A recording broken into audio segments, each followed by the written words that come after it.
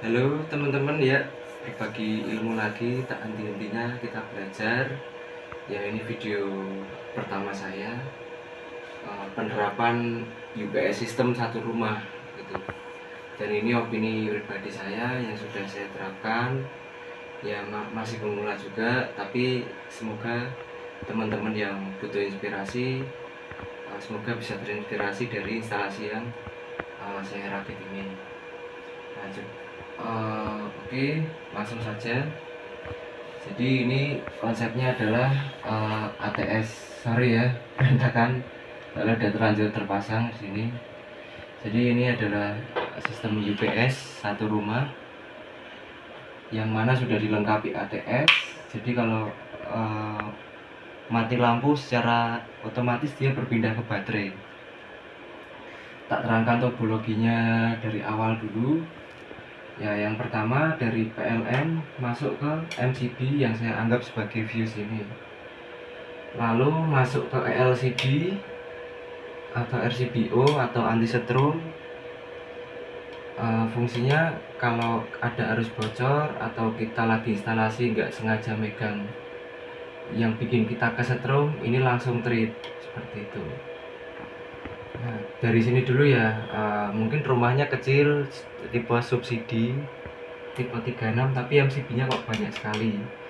Nah, karena saya pakai RCBO ini, jadi memudahkan saya manakala nanti suatu saat ada arus bocor di salah satu grup yang saya grouping berdasarkan MCB. Jadi kalau misalkan RCBO saya hidupkan, terus ini saya MCB pertama, grup pertama saya hidupkan, dia ngetrip, berarti ada masalah di grouping yang pertama gitu. Jadi semakin banyak grouping, semakin mudah diagnosa kita nantinya kalau ada arus bocor atau ada mungkin hewan yang kesetrum di fitting lampu gitu kan, sehingga menyebabkan grounding atau arus bocor seperti itu. Terus lanjut dari RCBO ini, listrik PLN diproses ke, hidupin aja flashnya, hidupin. Nah, supaya jelas ya kan. Jadi arus pertama kan tadi saya ulangi ya, input dari PLN fasa only lewat sini, lalu ground dari netral dari PLN juga masuk ke sini, keluar outputan RCBO, terus masuk ke ke sini, ke ATS sistem ini. ATS sistem ini yang pertama saya kasih pengaman untuk input PLN lagi. Jadi kalau kita pas ngotak-ngatik bagian ATS, kita nggak perlu repot ke bagian MCB rumah lagi. Jadi fungsinya itu. Jadi PLN input saya masukkan ke source A. Jadi tak jelasin juga tipe ATS dari Thomson ini, dia otomatis kalau ada arus dari source A, dia akan memilih source A sebagai power yang utama. Nah, nanti ketika source A mati, dia akan otomatis switch ke source B. Langsung tak contohkan aja ya. Jadi supaya nantinya lebih paham. Ini PLN saya matikan umpamanya. Nanti dia langsung otomatis 1 2 3. Nah, langsung berpindah ke baterai. Begitu juga sebaliknya, kalau PLN sudah nyala, dia langsung on ke PLN lagi. Gitu. Itu kalau mode auto. Kalau mau di manual, ini juga ada menu manual. Kayak halnya kita pakai cam starter yang manual yang jeglokan dari PLN itu. Oke, lanjut lagi. Tadi PLN input saya jadikan yang utama. Terus kita paralel ke, mungkin ini dalamnya sistem ini ya, otomatisnya si ATS ini, supaya dia ada strumnya sekaligus menghidupkan LED ini juga. Cukup sampai situ dulu, lalu kita lanjut ke sistem baterainya. Nah, dari sistem baterainya ini saya pakai kurang lebih 5 kWh ya. Jadi ini 170 kali 2 saya seri 12 volt kali 2 24 volt 17 kali 2 berapa berarti? 17 kali 2 34 ya, 3,4 kWh. Terus yang ini tipe 100 Ah 12 volt kali 2. Jadi kalau di seri 24 volt 100 Ah atau 2 sekitar 2 kWh lah, anggaplah seperti itu. Jadi kurang lebih sistem baterai saya ini 5 kWh. Jadi untuk ngangkat AC untuk kurang lebih selama 10 sampai 12 jam itu masih mampu. Ya kurang lebih gitu. Kalau untuk matematikanya saya nggak paham. Saya belajar langsung praktek gitu. Pokoknya gitu, kira-kira 5 kWh bisa tersimpan di sini. Ketika PLN mati, jangka waktunya lebih lama. Sistemnya seri paralel. Jadi dua baterai ini di seri 24 volt, ini juga di seri jadi 24 volt. Lalu hasil 24 volt itu saya paralelkan gitu. Jadi hasilnya tetap 24 volt bukan 48. Lalu masuk dari sini pakai kabel bagus ya, ini ya, bukan kabel CHT ya, ini kabel 10 mili AWG 600 volt. Nah, ini pakai spoon juga rapi, jumpernya juga pakai bawaan baterai, inilah jumper besi apa ini namanya saya juga nggak tahu. Langsung naik sini ya, sini kamera langsung masuk. Saya amanin pakai MCB 25 ampere. Jadi kalau 24 kali 25 kira-kira berapa berarti? Ya segitulah, berapa watt berarti, sampai hitung sendiri lah ya. Pokoknya saya kira-kira 1000 watt lah gitu. Ya 25 kali 10 kan 250. Kali 2 kan 500, ya sekitar 700 watt lah. Jadi masuk 24 ampere 24 volt dibatasi di 25 ampere. Lalu masuk ke inverter kecil ini. Nah, inverter kecil ini saya pakai merek Tafware 1000 watt, tapi realitanya cuma bisa dipakai sekitar 500 watt aja sih. Jadi 1000 watt 24 volt yang high frequency, harganya sekitar ya murah 500 ribuan. Terus ini ya sistem pengkabelannya seperti ini. Jadi ya mohon maaf berantakan karena juga nggak kelihatan dari bawah, jadi nggak saya rapikan. Dari baterai ini saya serikan juga ke cas aki. Jadi cas akinya mereknya Auto Heroes gitu ya.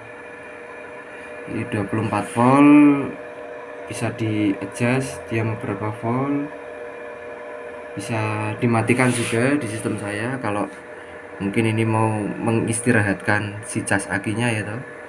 Tak matiin nanti power supply nya mati, fan nya mati. Itu sih. Jadi lanjut lagi sistem pengabelan ini dari baterai masuk ke inverter, terus di seri ke charger aki untuk pengecasan. Lalu outputnya pakai kaki 3 ya biar aman ya. Kaki 3 ini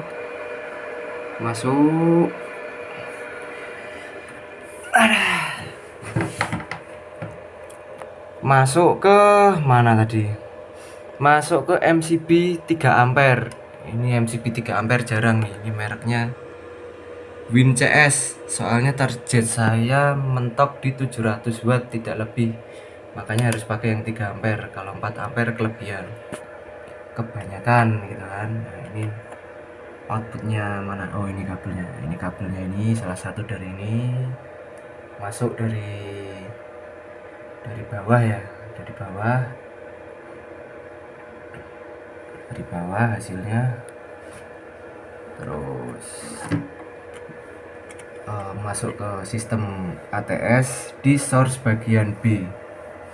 Oh maaf tadi kelewat, sorry. Jadi sebelum saya keluarin enggak ding ya, sorry lanjut enggak ada yang lupa, sorry. Ini jadi ke source B, ini ya source B ini. Lalu hasil dari perhitungan ATS ini keluar di yang bagian belakang ini outputan. Dia otomatis kalau source A berarti ya dari sini, dari atas dia langsung out ke sini ya kan, ke arus rumah. Kalau source B berarti dia ke sini, ke source B langsung ke output, langsung ke arus rumah juga. Nah untuk berjaga-jaga karena ini inverternya murahan gitu, atau untuk lonjakan listrik, di sini saya pakai stafol murahan tapi bertenaga, ukuran Matsunaga stafol SVC 2000 NA. Ini sekitar 1 jutaan harganya. Oh iya, ini tadi harganya sekitar 400 ribuan ya. Ini tipenya AC618A, kelewat tadi ya. Nah terus tak lanjutin outputan dari sini, kamera. Nah dari sistem ATS ini, ATS modul ini saya kirim ke stafol lewat kabel ini. Saya masukkan ke instafol. Ke instafol ini saya masukkan dulu ke voltage protector. Fungsinya buat apa? Kalau stafol ini error atau supply dari PLN itu berlebih, atau supply dari inverter itu berlebih dan stafol tidak bisa menanggulangi, ini voltage rumah kita di-cut, istilahnya voltasenya di-cut sama si voltage protector ini. Kalau MCB kan ampere ya yang di-cut, ini MCB ampere yang di-cut, kalau ini voltasenya yang di-cut.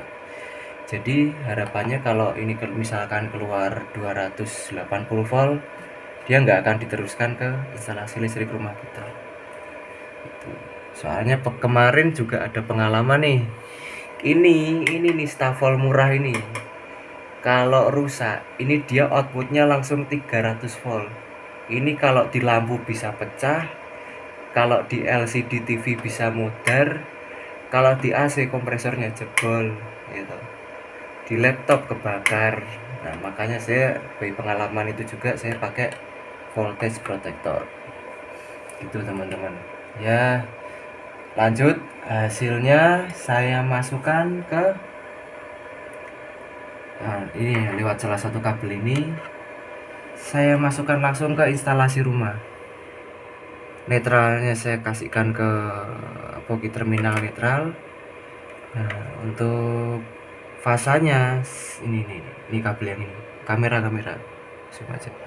Nah ini kan dari atas nih, dari atas ini sini ya kan. Nah ini langsung ke instalasi rumah, input instalasi rumah, seperti itu, kurang lebih seperti itu. Jadi ya mungkin itu kurang lebih video apa ya, tutorial sedikit pengalaman merakit UPS rumah. Kalau dikatakan tidak berhasil, wong ini nek PLN mati ya bisa switch sendiri. Ini bukti, ini tak buktiin lagi, no hoax ya. Langsung begitu ini tak matikan, PLN mati, baterai hidup, ini inverter kipasnya langsung kenceng.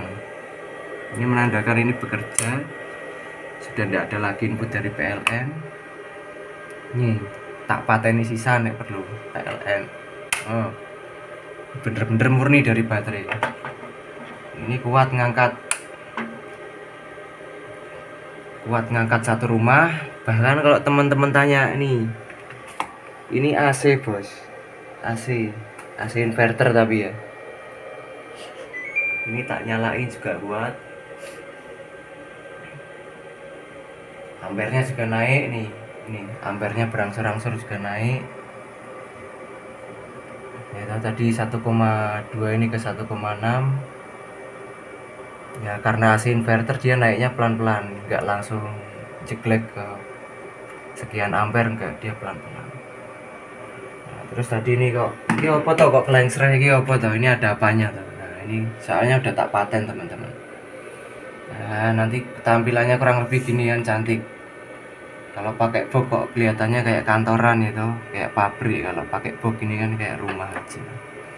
Nah ini nanti kita bisa pantau, jadi berapa input, berapa kita dapat voltase, berapa kita dapat ampere, berapa watt yang ngalir gitu. Terus ini udah naik ya, ampere juga udah naik dari protektor. Ini dari ampere dari ini juga udah naik ya, selisih 0,1 lah ya, nggak masalah gitu. Oke gitu teman-teman, mungkin sedikit tutorial, nak balik lagi boros baterai larang BBM udah. Nah tak balikin lagi ya gitu teman-teman. Kalau mungkin ada konsul apa, mungkin kok mas instalasinya kok kurang ini kok kurang baik kalau dibikin seperti ini, ya silahkan kita belajar bareng-bareng. Kita kasih komentar di bawah lah, nanti tak balas satu insya Allah gitu. Atau mau sharing-sharing, mas bisa saya pakai seperti ini, ya intinya saling belajar aja lah. Saya juga masih belajar, basicnya juga saya jaringan TKJ, komputer jaringan, nggak tahu listrik, ya kita sama-sama belajar. Ya inilah yang sistem yang saya buat di rumah, anti mati lampu, anti anak rewel kalau AC-nya mati ya toh, apalagi yang punya anak bayi. Ya segitu kurang lebih. Oke teman-teman, assalamualaikum.